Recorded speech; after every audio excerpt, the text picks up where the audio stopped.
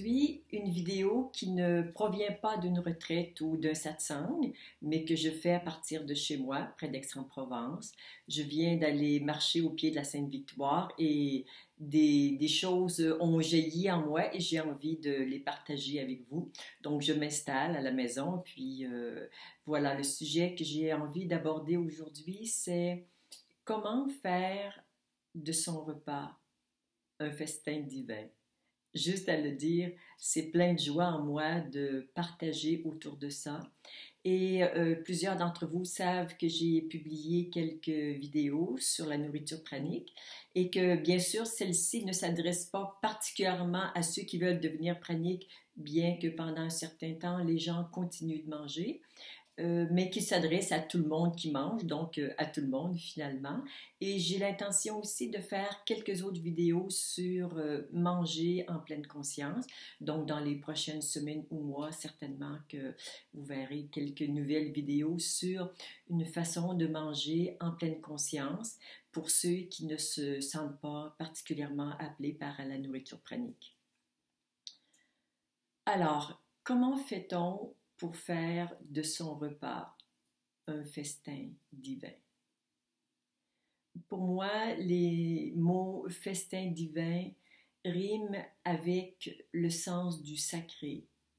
Et pour accéder à notre sens du sacré, bien sûr, nous l'avons tous, la condition préalable, mais nécessaire, est d'être installé dans la présence. Alors, si vous le voulez bien, ensemble, nous allons faire l'exercice de s'installer dans la présence. Mon but, bien sûr, en vous offrant cette vidéo, n'est pas juste de vous donner de l'information, vous en avez déjà beaucoup, mais c'est vraiment de vous faire vivre une expérience. Parce que quand on a vécu l'expérience dans ces cellules, c'est beaucoup plus puissant que juste avoir de l'information qui nous arrive au niveau intellectuel. Alors j'ai vraiment envie de faire de ce moment partagé un moment sacré qui pourrait être finalement un moment où on partage ensemble notre repas. Alors, ce sera plutôt un festin de paroles que je vais partager avec vous, mais imaginez que nous sommes autour d'une table avec plein de délicieux aliments et que nous allons déguster ensemble, mais d'une façon en pleine conscience. Alors, pour arriver à la pleine conscience, eh bien, je le disais, la nécessité première, c'est de s'installer dans la présence. Mais comment on fait pour s'installer dans la présence? Et c'est la plus grande difficulté qu'ont les gens. Ils sont beaucoup piégés dans leur mental, ils réfléchissent, ils analysent, ils comparent, ils étudient, qui sont toutes des fonctions absolument nécessaires et intéressantes que nous avons. C'est notre cerveau gauche qui travaille à ce moment-là. Mais à partir du cerveau droit, nous avons d'autres aptitudes. Ce sont des aptitudes qui englobent, qui ouvrent, qui ont une vision holistique. Alors, je vais vous inviter à vous déposer dans la présence et peut-être que la première chose à faire, c'est de voir que votre énergie, elle est probablement piégée en haut et que ça tourne et que pendant quelques instants, on va donner congé au mental et on va simplement descendre sa présence dans un premier temps au niveau du cœur. Alors, prenez le temps de faire l'exercice de descendre au niveau du cœur. Sentez que c'est comme si votre énergie, en fait, c'est votre présence, qu'elle est toute concentrée en haut et que d'un seul coup, c'est comme si ça dégouline, ça descend dans l'espace du cœur et d'un seul coup, vous êtes conscient de ce qui se passe dans le cœur. Moi, en mettant mon attention sur mon cœur, c'est tout de suite, c'est plein de joie, c'est plein d'amour et c'est ça qui déborde en ce moment et assez souvent d'ailleurs. Alors, on ne va pas s'arrêter au cœur, on va descendre notre présence. En certains appellent ça l'énergie, mais pour moi, c'est vraiment, on devient présent à une partie de soi qui est un peu plus bas, qui est le hara. En fait, c'est quelques centimètres sous le nombril. Et là, vous sentez que, comme si vous touchiez un plancher.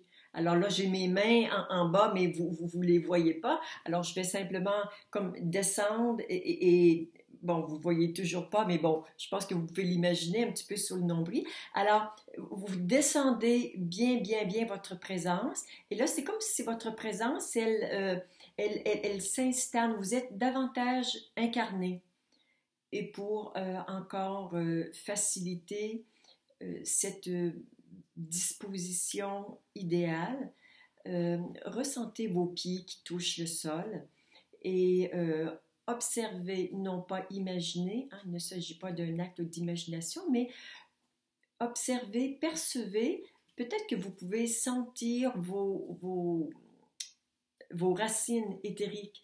Donc, nous avons des racines éthériques qui partent de sous le pied et qui, dans des conditions idéales, vont rejoindre le centre de la Terre. Alors, peut-être vous les voyez ou peut-être vous ne les voyez pas, mais ne les imaginez pas. Simplement, soyez conscient que vous voyez ou vous ne voyez pas, mais simplement demandez à vos racines de s'allonger. Alors, comme ça, vous allez vous sentir vraiment faire un avec la Terre, avec votre corps physique, parce que là, nous sommes dans la matière. Alors, on va d'abord prendre conscience de cette matière qui est bien incarnée, hein, qui s'appelle le corps physique, toutes nos cellules. Et puis, avec la présence, nous sommes présents à cela, nous en sommes conscients.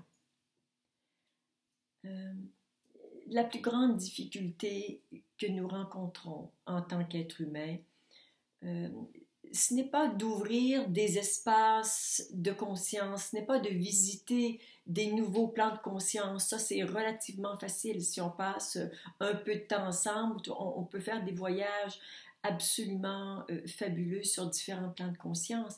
Notre véritable défi, c'est en tant qu'être humain de faire descendre cette conscience dans la matière.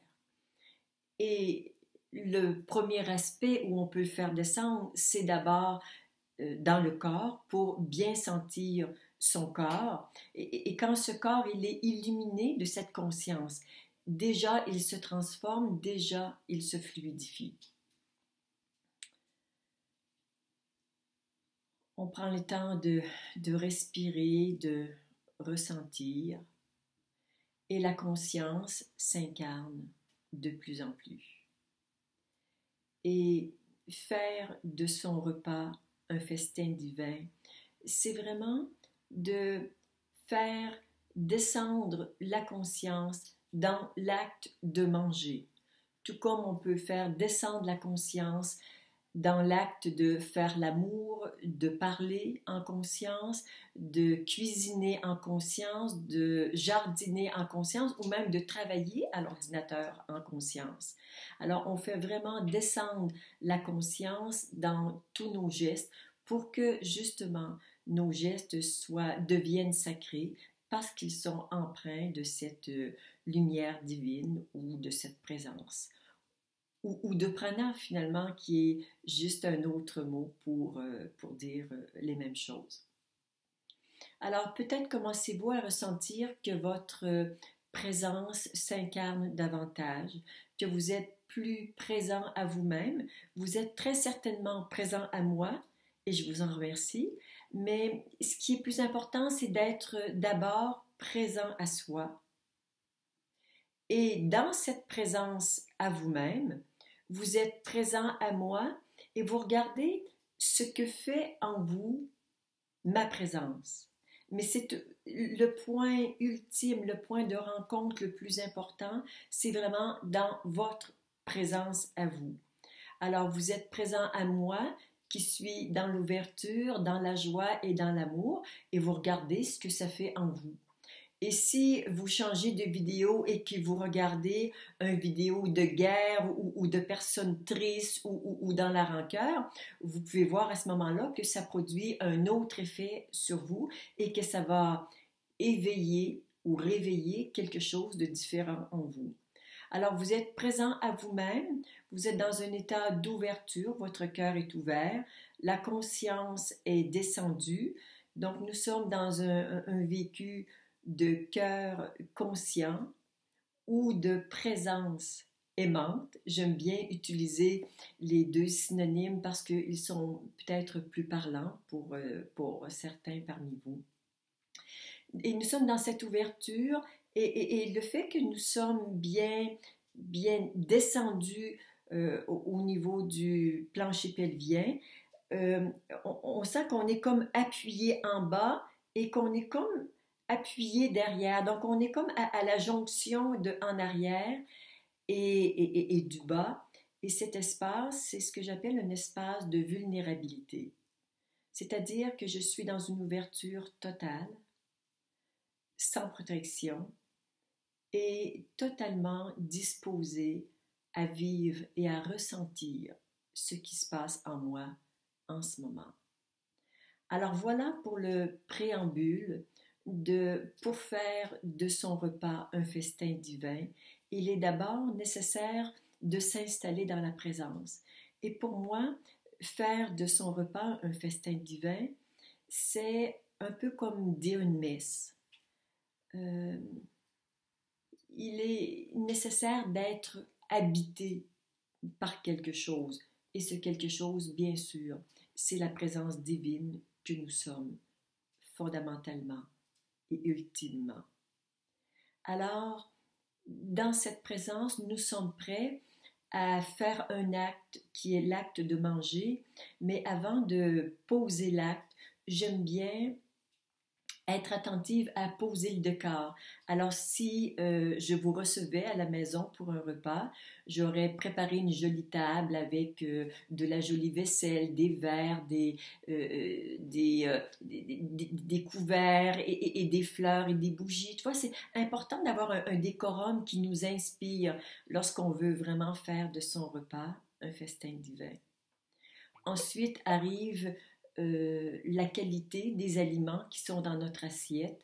Est-ce qu'on a pris soin de bien les choisir, de bien les préparer et de bien les disposer dans notre assiette pour que ce soit un festin autant au niveau des yeux qu'au niveau du goût, au niveau des saveurs, au niveau des textures, au niveau des agencements des couleurs des aliments, mais aussi des goûts entre eux.